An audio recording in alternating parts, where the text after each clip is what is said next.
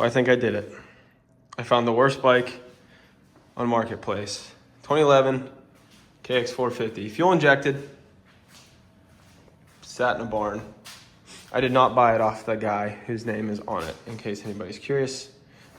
So don't be hating on him. But anyway, pretty nice custom. Plastics are broke, so I think that was supposed to keep the water out of the air box on this side. I don't think it's ever been washed. Doesn't look like it has a crazy ton of hours on it. Like the places where my 09's worn, like on the subframe and stuff, aren't bad, but grips are junk. Clutch purchase held on with tape. Throttle tube's junk. I don't even know how you bend a front brake lever like that. This is my favorite part though. Front number plate is a YZ front number plate. So it just looks gross, like it's never been washed. I was gonna start by draining the fuel and changing the oil and see if I can get it started, but I think the first order of business is wash this thing. It's November and literally snowing out in Pennsylvania, so I'm gonna take it to the car wash rather than get my own pressure washer and hose out. Yeah, this thing's pretty rough. I have a set of tires that I'll put on it. They were takeoffs that aren't that bad, but way better than these. The front tire's not terrible, but I want to see what's under all this gross dirt and grime. I just think it needs a good bath. Allegedly it runs, or ran, but it sat in a barn. Dude that picked it up, that got it out of the barn, said he had to unbury it. But seat cover's not ripped. I think a set of plastics, grips and a throttle tube, which I'll just do ODI lock-ons, a clutch lever and a front brake lever, I think probably won't be too bad. Oil change, clean the fuel, or put new fuel in it. Probably check the valves while I'm in there. It does have compression. I mean, these have a decompression cam in them, but it has compression.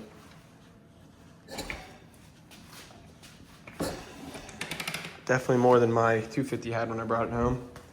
The only other thing I don't understand is why Kawasaki did this. I mean, I'm sure it has something to do with tuning, but that is so long. I gotta take 6 inches off that silencer just to make it not look ridiculous. But yeah, new project. So I'm gonna run it down and wash it at the car wash. I know that they don't like that, but I gotta do it. And then we'll start there and see what we have. So the curiosity was getting to me. I had to see why this was taped on. Turns out it's just missing a bolt. And the threads appear to be fine. Now the perch, or the back plate is obviously bent, but I think I can straighten that. Just put a bolt in it, save myself buying a clutch lever. I got the tape and the cardboard off. This side, it was just there, I think, because that plastic's broke and the air box is exposed, but that's not the right bolt and it won't move. It is a metric bolt, so hopefully it's the right size and it doesn't have the threads all messed up in the subframe, but yeah, oh, that seat cover does have a tear in it. Guess we'll have to buy guts. All right, so guts, seat cover, plastics, grips and a throttle tube, oil change. The set of tires I have on it. Chain's not great, but I think I have a chain. So yeah, we're gonna go wash it now. The surprises just keep coming. I was gonna pull this YZ front number plate off there. No sense in spending any time washing it. And this bolt is like way too long. It's not the right bolt. At least it's the right thread pitch so it didn't mess up the hole, but yeah, we won't be needing this.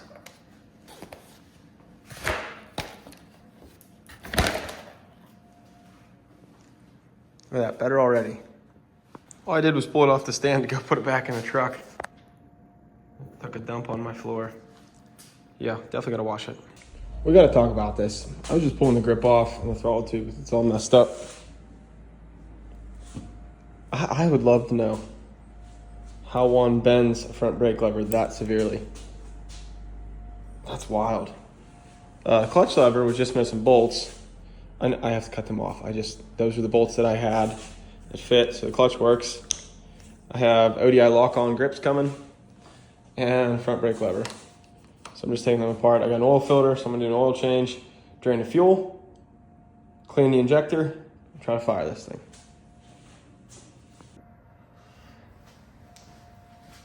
See what that oil looks like.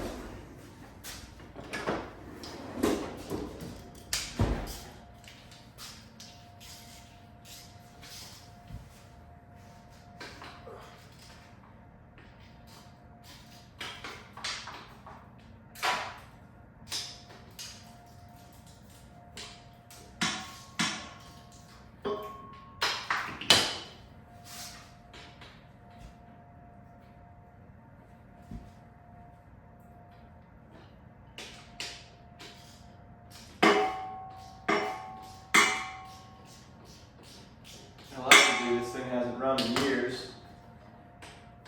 Stands to reason it hasn't had an oil change in more than that, longer than that.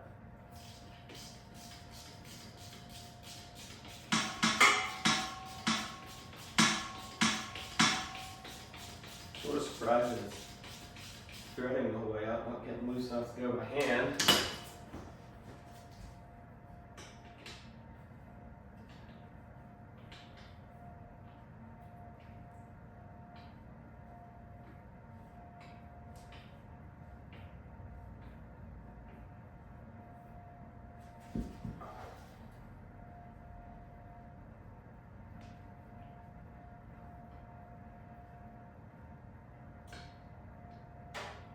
Oh boy.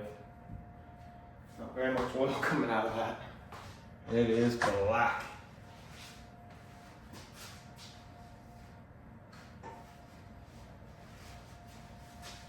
Granted that oil's cold, so it's going to come out slow. It was low in the sight glass. Boy, that stinks. I'll cut that oil filter open and see what it looks like. Bet there's no oil in it.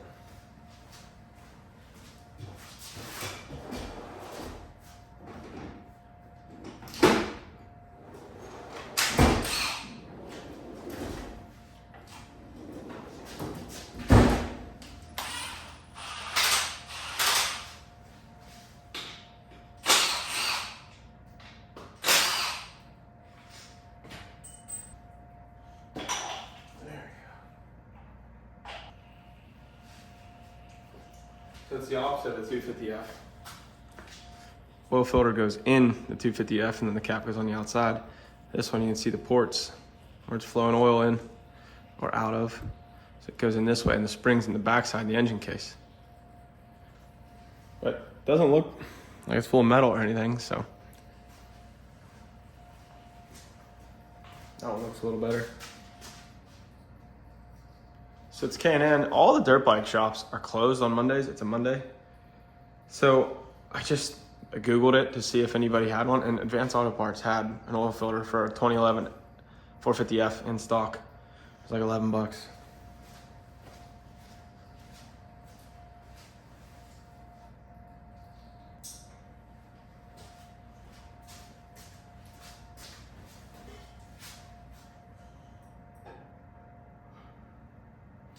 There's no copper washer on there, and nothing fell in the pan.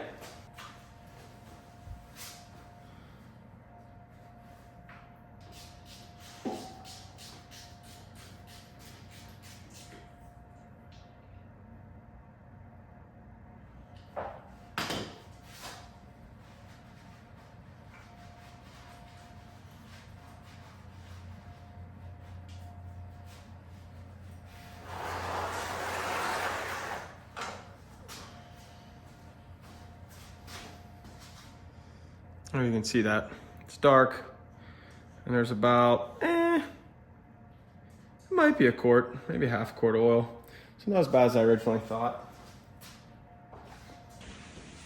All right, so dump the fuel out, put fresh gas in it.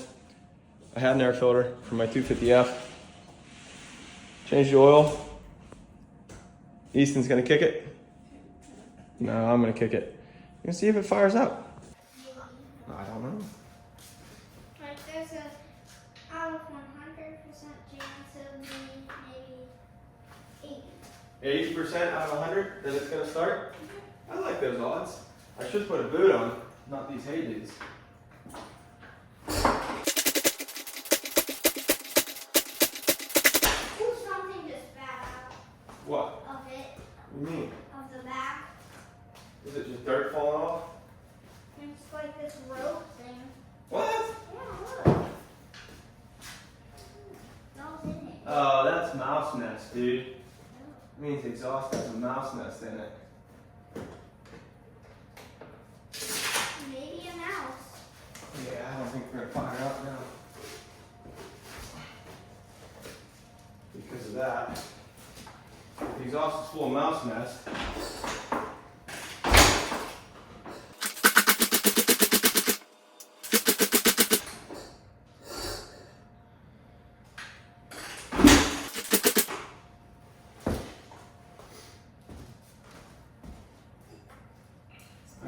take that exhaust off. What do you think? Yeah. Did we get a real one scooter? No, it's here somewhere. Oh, here it is. I need a new one because that one broke. You bent it. It happens.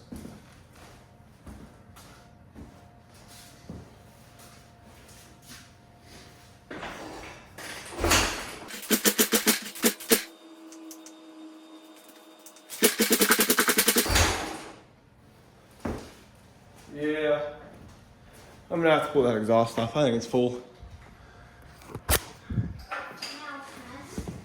Got mouse nest flying out of the exhaust. So I'm gonna pull that off. See what I can find.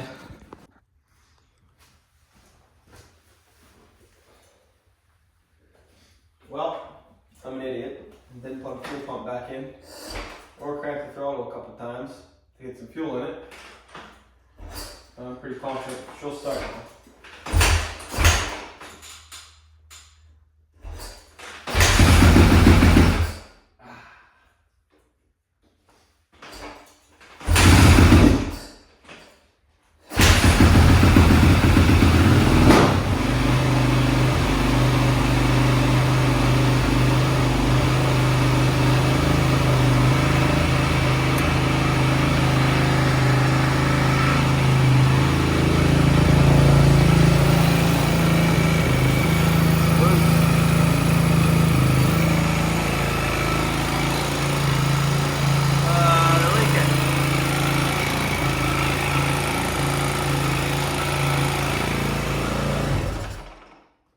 How's that coming from?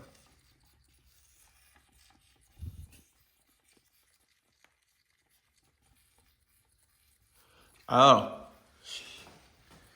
Since that head gasket's leaking, it's putting pressure into the coolant system. It's pushing it out at all the connections. Okay. So we need a head gasket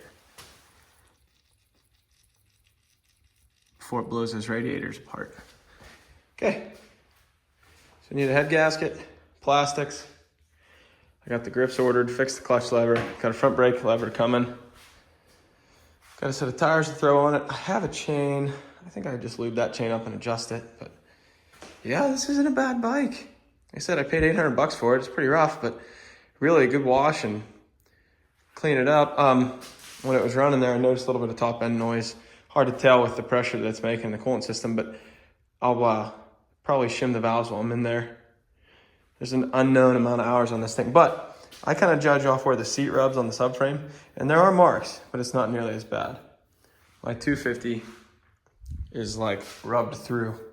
Not rubbed through, but like big, long rub like deep into the subframe. So back of this ear, the subframe's bent. I'm gonna try to bend that back a little bit, but missing some random bolts. We're missing a bolt here. This is interesting. That's obviously not the correct fastener. Missing a bolt down here. So get some bolts in that. Yeah, I might, I'm gonna pull the engine out. Even though I don't have to, I'm gonna pull the engine out so that I can really scrub it well. Same thing, that I can acid this frame and the swing arm because they're so rough. Just dirty. I mean, you can see it will clean up. It's just gonna take some real scrubbing. So I'm gonna pull the motor out to do that head gasket, even though I could do it in there pretty easily. Oh, I don't know, maybe I won't. We'll see. Maybe I won't. But just keep cleaning. Put the plastics on it, tires on it, grips, front brake lever, head gasket in it. Seemed to run pretty good. I don't know if you're gonna see that bubble in there.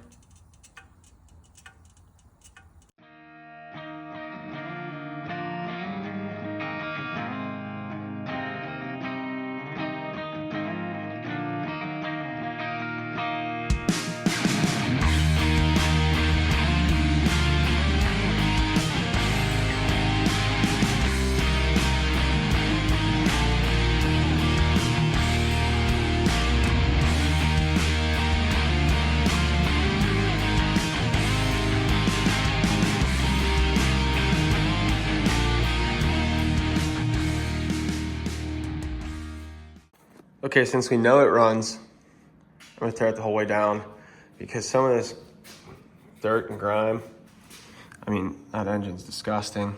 Swing arm.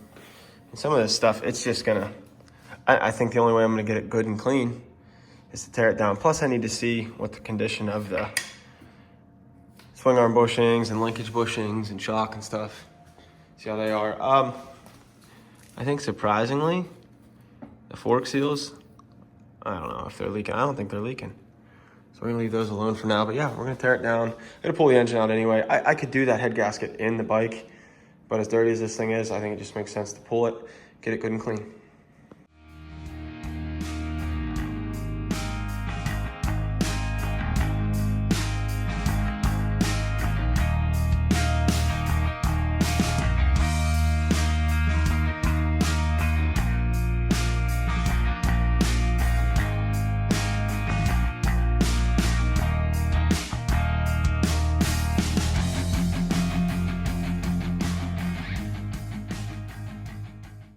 Well, I about lost it because I took the whole back end off before the front end, so I had the swing arm holding the stand down. I had the bike zip tied to the stand. I think it's time for me to get a better stand. But just a little update as we go. I don't know where I set the linkage. The linkage bearings are actually not like seized, so I think I might be able to get away with taking them out, cleaning them, greasing them. Once we get in here, you can kind of see why I'm tearing it the whole way apart. This is just, I mean, just a mess. Getting ready to take the handlebars and the controls off. There's a bunch of electrical tape on the clutch cable. Well, it's because it's broke. So we're starting to list here. Clutch cable so far. This radiator's bent, but I think we can save it. Clutch cable, head gasket. I'm just gonna get a top end gasket set. Clutch cable, top end gaskets. Gotta straighten the subframe a little bit. It's tweaked. Probably gonna go plastics. Already did grips and front brake lever.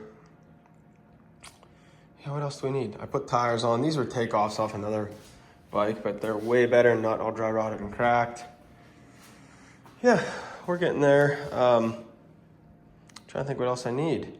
Might be it. I put an air filter in it because I had one for my 250. But yeah, it's really not in that bad a shape. Just dirty, dirty, dirty, and never got any maintenance, so.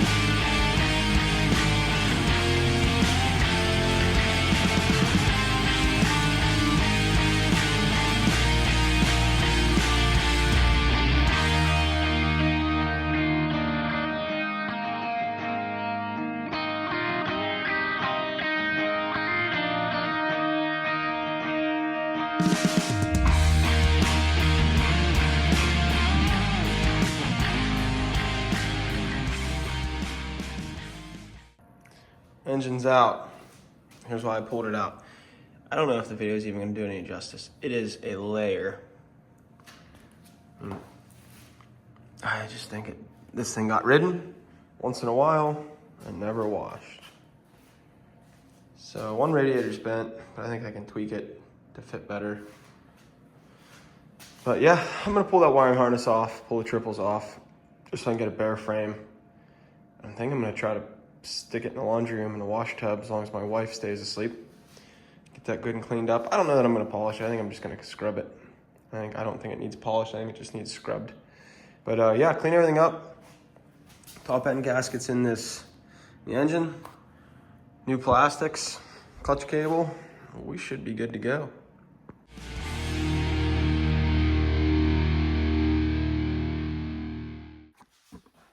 All right, so it's stripped. It's stripped as I'm gonna get it, or that I wanna get it. See why. Pretty dirty. I'm not much of an editor. We're gonna try this.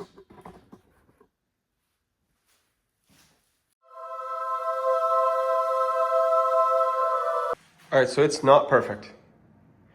I didn't set out to polish it. But a byproduct of getting it as clean as I was trying to is that it ended up being kind of polished. I still have parts everywhere. The engine still needs cleaned. I shortened the silencer because it was driving me nuts how long it was. Started cleaning some parts. This was just a Brillo pad in the sink, and it came out pretty well. That's the goal. I don't need it to be polished. I just need it to be decent. So yeah, I'm gonna start installing, reinstalling, grease the bearings for the triples. We'll put the triples in, got one fork clean.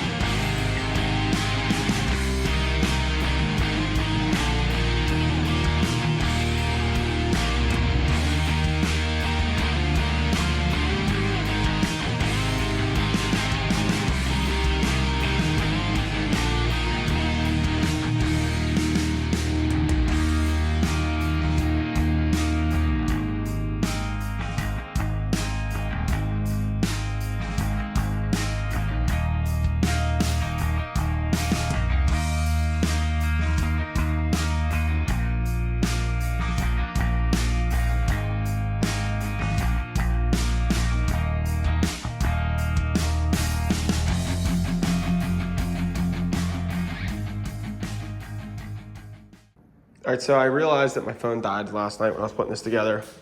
So I don't know what you did or didn't see. I'll know when I edit it. But it's going back together. I got plugs from Lowe's, test plugs, PVC test plugs, 2-inch, 1.5 inch, and then this is just a 1-inch rubber stopper. Jam those holes because that'll go in the sink tonight and get degreased. I got to get this back fender off the subframe because it's a little twisted on the one side. And yeah, I got to weld the inside of this exhaust back together where I shortened it. But we're moving. Today's Tuesday. No, I'm sorry, today's Monday. Tomorrow's Christmas Eve, Tuesday. Friday, I have the track rented, indoor track. So hoping that I get this thing done enough to at least ride. But honestly, for how crusty and crappy it was, it's really coming along. I went with UFO plastics because on Black Friday they're on sale. Got the full plastic kit for $80. Went with all green because I think it looks more modern. This year Kawasaki would have had black fork guards and white number plates, but I went with all green because, like I said, I think it looks more modern. I think it looks like the new versions of the KX450 and 250. One thing I didn't order is a guts cover yet. I run guts on everything, so I will be getting a guts cover. That one has some rips in it anyway. But the other thing I wanted to mention, I will never ever fight with stock or rusty, crappy, half-rounded bolts for plastics again. These bolt kits are like $20, $30, and they have every bolt comes sorted and labeled. Can't beat it. You know, all brand new. Looks nice and makes installation a breeze. So yeah, so I'm gonna go weld this pipe and take that swing arm, try to heat, or not swing arm, subframe, try to heat it and bend it and see how it goes. All right, that's the best I can do in my sink. That was literally 2 hours of scrubbing. It's hard to get done in there, especially when it's in a wash sink. I mean, it looks a lot better. Still has a long way to go, but that at least will make it look like it hasn't been neglected for years. These plugs worked well, I think. Let's see if it's dry behind there. Oh, sure isn't. Maybe it didn't work as well as I thought they would.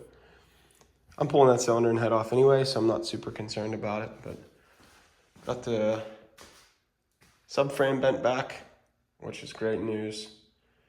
Now I won't have to shin the exhaust like it was.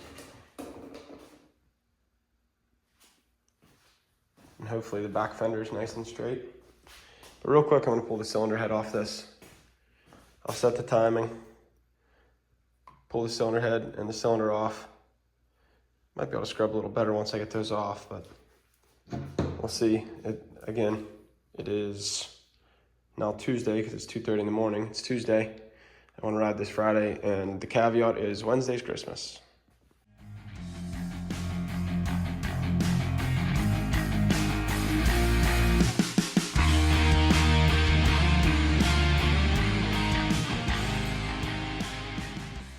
I'm gonna try to show this. Before you pull the cylinder and the head off on one of these, you have to set the timing. It's very difficult to see, but on that flywheel in there, you can see a little notch, and you line it up with the notches in the case, the hole where your timing plug came out. The light, that kind of makes it hard to see. You can kind of see a little difference there on that flywheel inside the hole. You line it up with these notches. And up on the cams, there's a flat spot in this cam, well, really in that timing advance. And there's a little dot on this cam. Those are flush with the top of that cylinder head, where the valve cover meets it. That's how you know you're at TDC. Also, your cams, your lobes should be away from your cam followers. See how they're exactly even in directions, not pushing your valves in. If it's opening your valves, you can't be at top dead center. So even if your marks are on, or one of your marks is on, one of these marks, all three have to be on. If one of them's on and your cams aren't in the right position, meaning they're not pushing those cam followers, try again.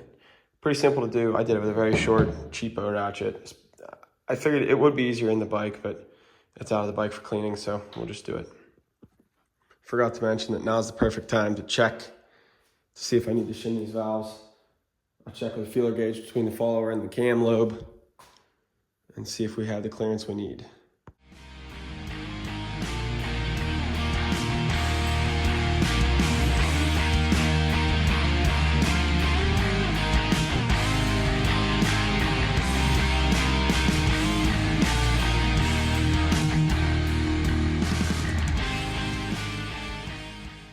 Okay, the top end where the head's off. I want to make a mention of something here on this 450. This is an 11. I had the 09 KX 250. If you look back through the videos, my videos, you'll find it. They had an issue with cylinder head issues and cam issues, and it was all lubrication related. So on this 450, I mean, it's a really similar design, obviously, just bigger bore, and I believe bigger stroke.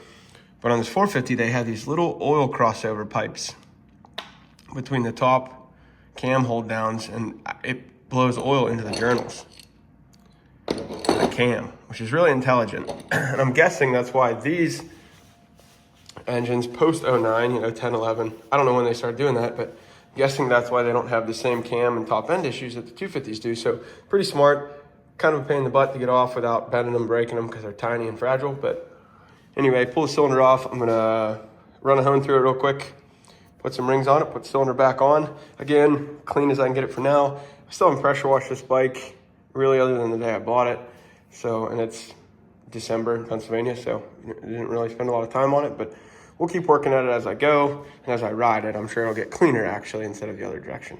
But anyway, yeah, pull this cylinder off, hone it, put rings on it, start going back together, get the engine in the bike. The subframe's just sitting there because I wanted to see how it looked, because I straightened it and cleaned it, and I wanted to see if I got it pretty straight. This was bent in and down. Obviously, there's some tooth marks on it from the pipe wrench, and the bottom one was bent, but I think we're pretty good. They had the exhaust shimmed, the silencer, with a nut, because it was that far off, so, and they had the fender kind of shaved. Well, with the new fender, I don't want to shave it.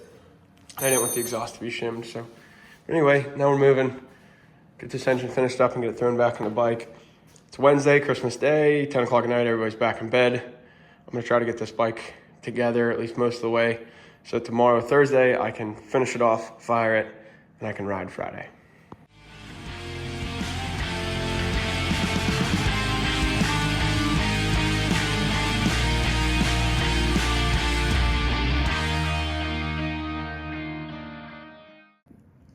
All right, so top end gasket kit.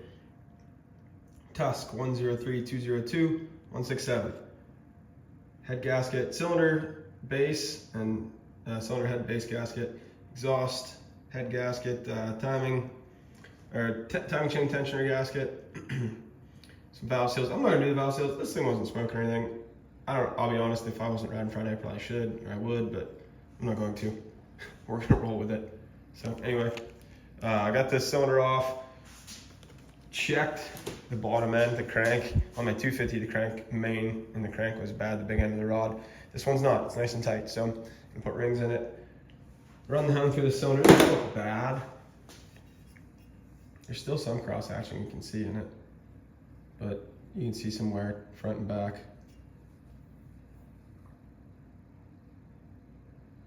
See some cross hatching, but that's all right. We'll throw some rings in it, clean it up, hone it. Should be good to go.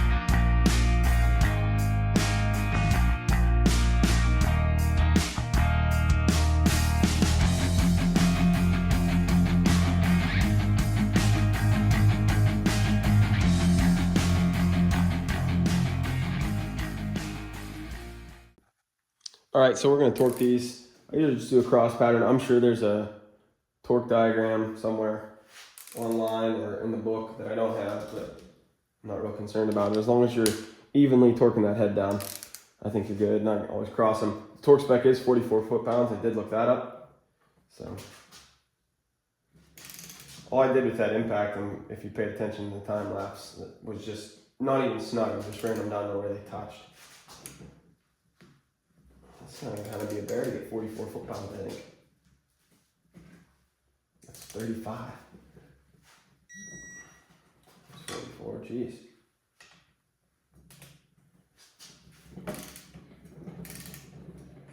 Snap-on digital torque wrench is the way to go if you're putting engines together. The beep and the vibration is awesome. I mean, in this case, you can see it, but in situations where you can't see your torque values, having the ability to feel the vibration and hear the beep is pretty awesome.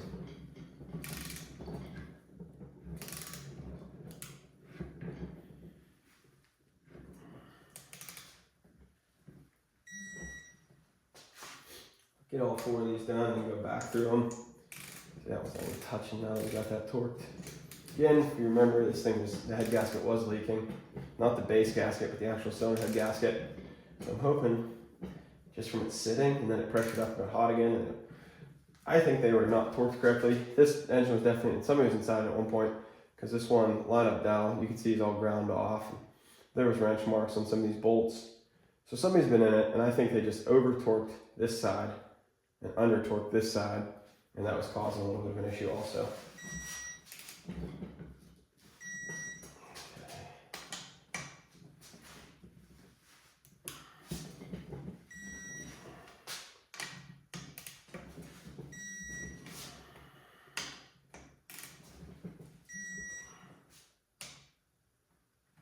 I had to use the 1/2-inch Milwaukee impact to get these head bolts out, so I'm not super confident that they were torqued correctly to begin with.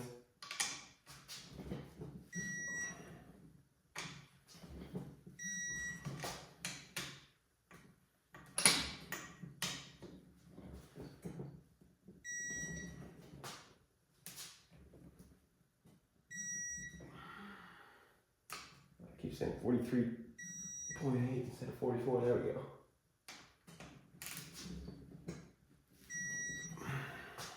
I don't really like the way it feels.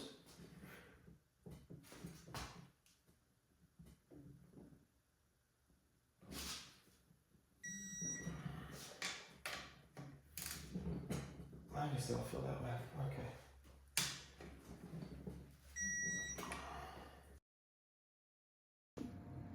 All right, so heads on, new rings in, cams are in. I didn't put the oil crossover tubes in. Somebody's gonna notice that and say something. I just snugged the cam towers down, torqued them to 7 foot-pounds to check the valve clearances. The intake spec is 4 to 6 thousandths, the exhaust is 7 to 9. So I just checked them, but we're gonna check again. on camera. So that's an 8. Perfect, light drag, right smack in the middle of the spec on the exhaust. The intake's 4 to 6.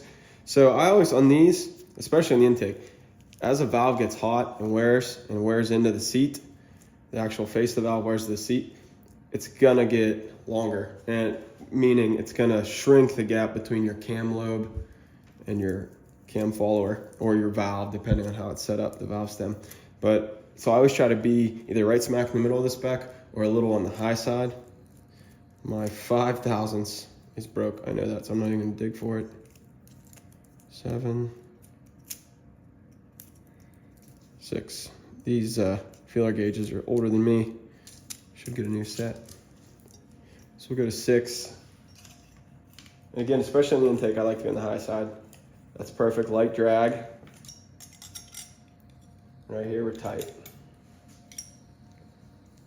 We'll go to 4 just for measurement's sake, so we know what to grab in a shim. I think that's 3.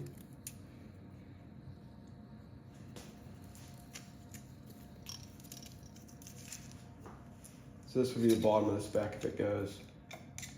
Does not. Well, we have a 3 and a 2, let's try it. I am a little careful and follow the spec on these valve clearances. Unlike the Honda like 50s and 70s and stuff, I usually just do them by feel on the rocker arm. You can kind of feel them. They're not nearly as particular. They're not, a performance machine. They make only a couple horsepower. This makes a little more.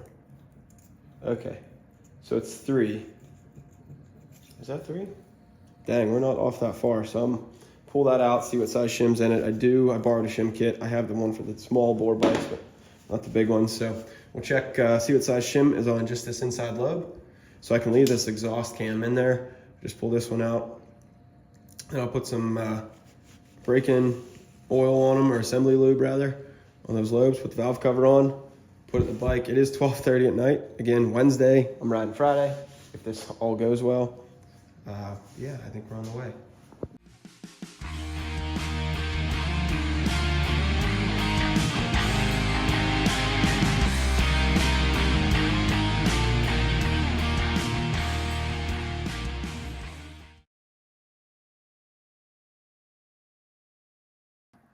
So I figured I'd explain this. I don't know if I'm gonna be able to get it. It's the hot cam shim kit for the 450s. The cam that came out, or the shim that came out of it, is 2.42 millimeters. I had to get the mic out, or the caliper rather, because you can't read it. So 2.42. That needs to be a little bit smaller so we can gain our gap back. Next size down in this kit is 2.35. We're gonna try that. I guess there's probably math involved with how many thousandths. Wait a second, 2.35, 2.4. I don't know. I don't math well. I barely made it through school. We're gonna try this one and see what we get. We were just right on the, oh man, it doesn't want to go. We're just right on the bottom of the spec, just outside, so us being close, I think we'll be okay. Oh,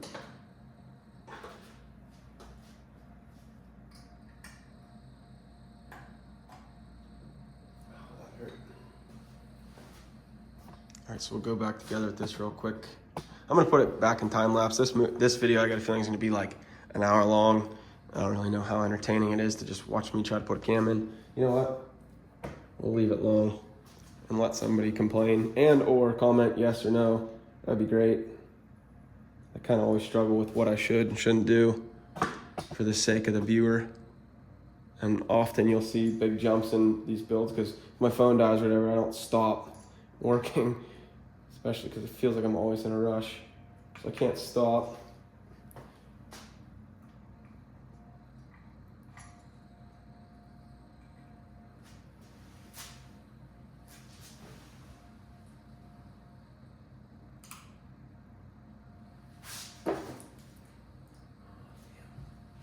Marks off again. Ooh, I'm way off now.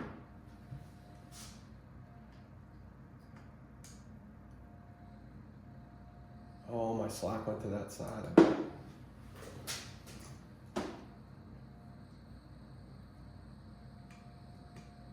We're gonna put it back in time lapse so you don't watch me fumble with this.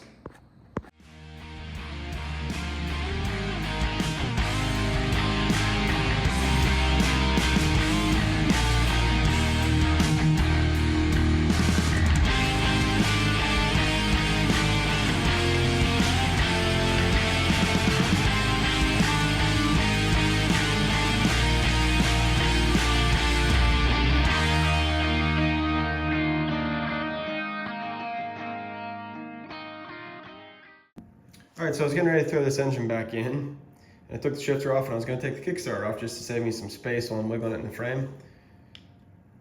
Bolt broke off, of course, in the kickstarter. So, no easier time than now when I can lay it on its side on the table to drill that out. I'm going to try to get center on that bolt, drill straight down through it, get an easy out in it, maybe put a little bit of gentle heat on it, and get it to back out. I hope. Of course, everything was going way too smooth, so it bit me.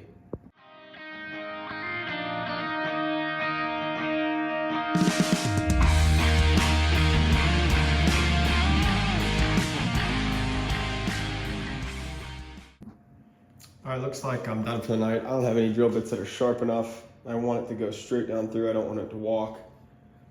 So I'm gonna wait till the morning when I can go get a drill bit. It's 1 a.m. already, so I'll go get a drill bit or two or more, get a good hole drilled in that so I can come straight out with it and not have to worry about, I mean, it's seized and broke off, so it's not gonna be easy to get out. I could see me needing to drill it the whole way out, like to the thread size, which obviously I don't wanna do, but we'll see what we have to do to make it work. So that stinks, but I'm gonna try to do that now. I mean, I could definitely put this thing in the bike and kick it, take the kicker off, ride it Friday if I had to, but I'd really like to drill this out beforehand because it's so much easier. I'm gonna lay the motor on its side. There's no oil in it, no coolant in it. So I might throw the radiators on the bike just so that's done. Oh, that's a bummer.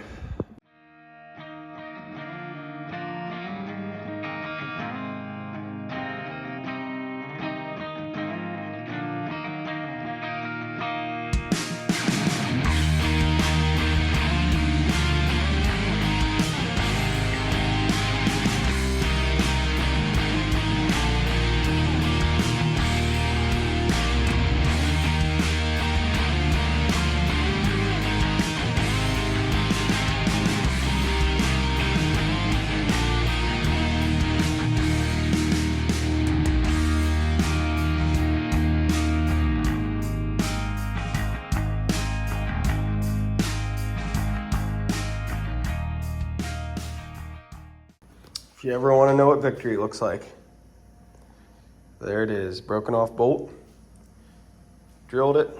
These Blue Point, actually I think Rigid makes these for, and then they just brand them Blue Point. But you drill the hole, pound the extractor down in, and put a collar over it so you can put a wrench on it. There's the collar for 1/8 inch.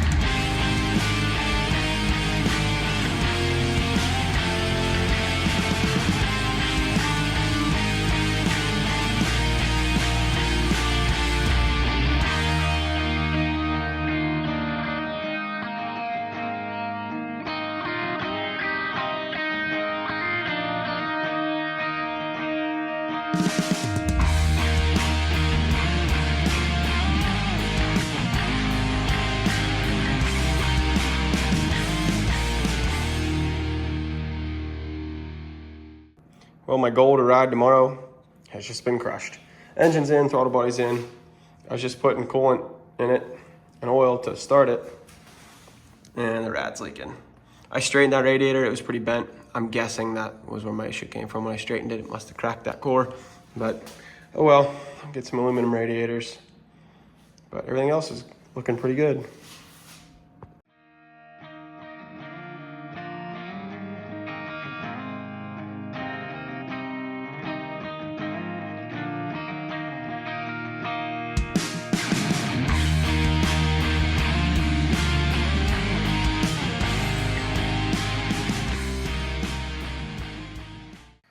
All right, so I'm waiting on radiators. They're supposed to be here tomorrow. And front brake pads and some random stuff. But, oh, and a seat cover. But in the meantime, I'm gonna pull the stator cover and clutch covers off because they're ugly. And take them and get them powder coated or Cerakoted. I don't know what he's gonna wanna do to it. But we gotta get them off there.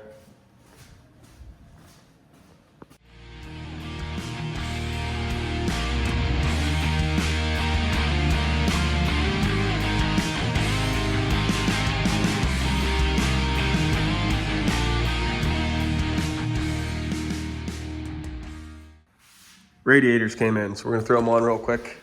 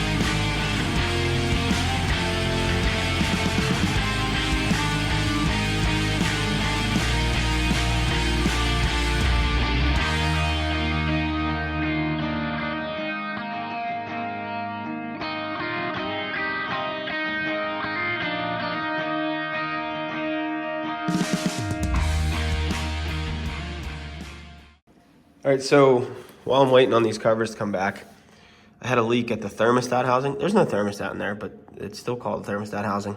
Let's see if I can find a flashlight. It was pretty rough. The seal was bad. It was dirty. It was leaking all over the floor. And then there's supposed to be a little metal spacer between the outside of that seal and this water neck or thermostat housing, and it is gone. So I ordered them. I got them in. I got a bunch of projects going on, but here's the metal spacer or washer, and there's the seal. So I'm gonna look, here's the light.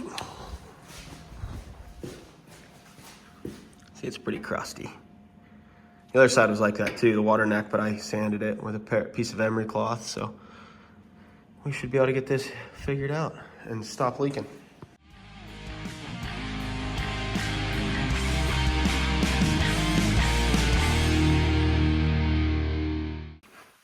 Bad news. I should have sent the cylinder head and cylinder out to the machine shop. I just wiped it right at the crack there where they meet. You can see them forming bubbles. Leaking again. I don't really understand. I mean, I was kind of in a hurry because I wanted to ride it. Obviously, I blew that timeline out with the radiators being cracked, so you can see it forming. Little droplets of coolant there. So obviously I have a warped cylinder head base or top of that cylinder, so I gotta send those out to the machine shop and get them checked. But I'm not pulling that engine back out of the bike. I'm gonna come up through the top, pull the tank off, way easier. And I don't have to tear the whole bike apart. That's a bummer. I just want to talk real quick. I'm pulling the head and cylinder off that 450 since it leaks to get it to the machine shop. So what I do is I fold a couple paper towels up. Now this thing will have some residual oil on it. It hasn't run since I put it back together, so it should be pretty dry. And there's some assembly lube on it. But just want to show what I do. So I take your valve cover gasket and trace it roughly. Label exhaust intake left, right.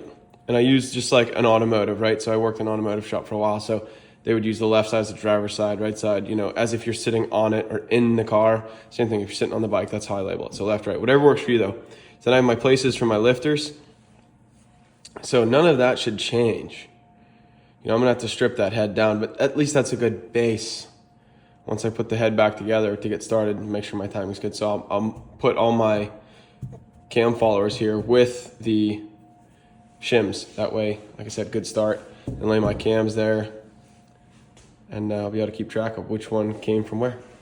To make it make sense, obviously it makes more sense now, right? There's cam followers there, intake, exhaust, right, left. Okay, so it's apart. This time I pulled it in the bike just to save myself some time. That radiator shot's on because that bolt stripped out. I'll deal with it later, but anyway. Strip the head, valves are out of it. This is where it's leaking. Right in this, across here. Obviously, by the naked eye, you're not gonna see anything, but I'm guessing either the top of that cylinder, that deck is warped, or the base of that head, cylinder head, that deck is warped. But I'm gonna take them both to the machine shop, let them check them both. Probably just mill them both. I don't know that they're gonna be able to check them. It's an automotive machine shop, these are pretty small. I know they can chuck them up and mill them, but here's how I kinda sort things. Intake, exhaust, obviously the valve seals are just there. They're gonna obviously not be reused. Cams, followers,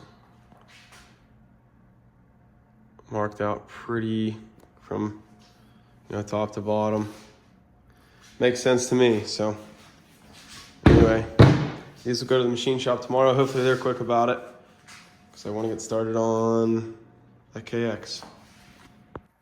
Cylinder head and the cylinder are back from the machine shop, machined and matched. So we shouldn't have any more coolant leaks. I'm gonna real quickly lap these valves while they're out. I mean, there's nothing wrong with them. They're not hardly worn at all, but might as well re-lap them, re-shim them, and this bike should be like new. All right, so I just wanted to share this. The suction cup valve lapping tools suck. So what I do is I put the valve in, put the lapping compound on. It's just a piece of fuel line with a zip tie around it to make it a little tighter. It's just so much easier and quicker than using that suction cup and working it back and forth. But like I said, especially like if you had to really, I don't know, if you had to do a lot, move a lot of material. I mean, really, unless you had to get them refaced, it's a pretty quick and easy, efficient way to do it. I ran today and got OEM Kawasaki valve seals because these Tusk ones, when you get them down on there, I don't know if you'll be able to see. See if they move? I don't know if you can see that. They don't get tight on the valve stem. So we're gonna go with the OEM ones. I wanna move this around in the video, but that little puddle is fork oil. The stand sat back where that puddle was, for me putting the engine back together. I slid it up because I just rode it, but I gotta put fork seals and wipers in this thing. I got them back when I was buying parts for it. I just never put them in. So I'm gonna throw the fork seals and wipers in it real quick and this bike is done.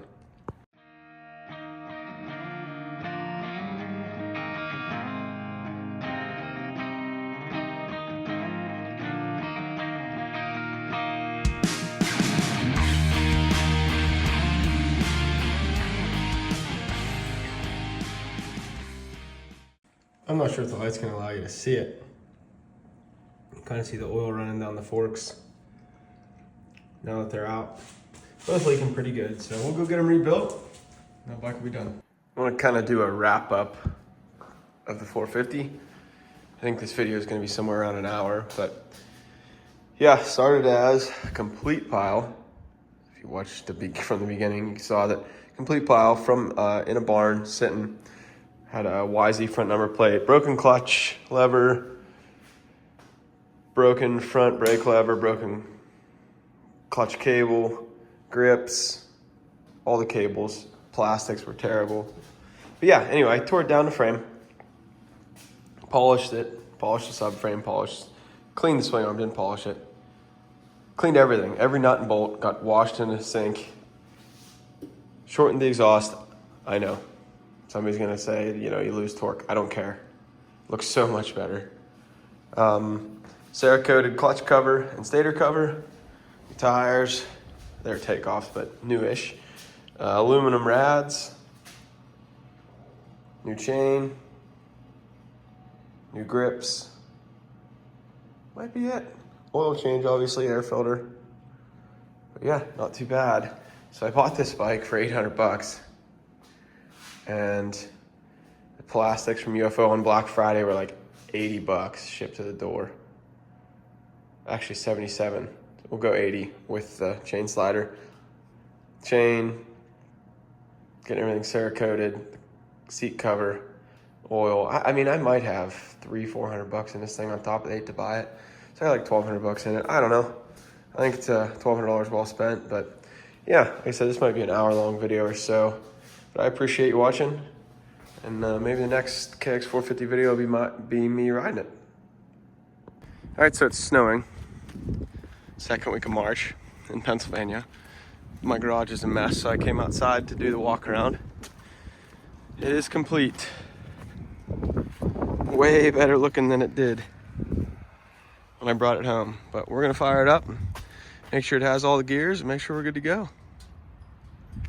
Pretty good looking bike though, especially compared to what it did look like.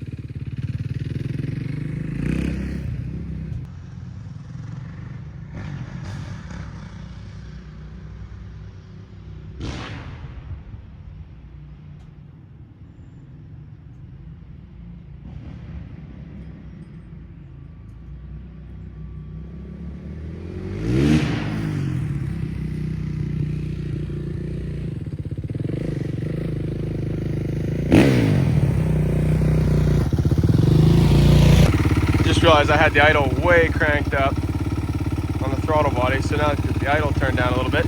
Seems to run really well, so this should be the last video in this very long video. But again, I hope you can appreciate the transformation from junk to what it is now. It's really a nice bike. These things are out there. You can still make some money flipping bikes on Marketplace. But anyway, thanks for watching.